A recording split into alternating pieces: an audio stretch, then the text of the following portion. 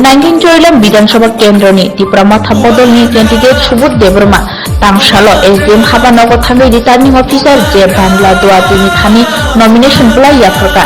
আপনি তো 19 চরিলাম বিধানসভা কেন্দ্রে মথার প্রার্থী। আপনি প্রথম কোন বিষয়গুলিকে প্রাধান্য দেবেন চরিলাম বিধানসভায়?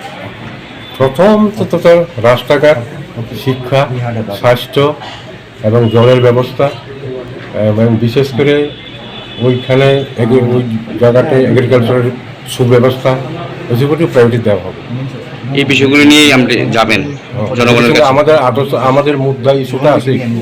আমাদের মুদ্রা ইস্যুটা হচ্ছে এটা একটা ডেভেলপমেন্ট পার্ট। আমাদের মেন ইস্যুটা হচ্ছে আমাদের গ্রেটার ত্রিপুরা, সবাইকে নিয়ে থাকা এবং একটা রাজ্যের একটা শান্তি বাতাবরণ সৃষ্টি করা, সবার সঙ্গে সমপ্রীতিভাবে থাকা, মানে main to rest to the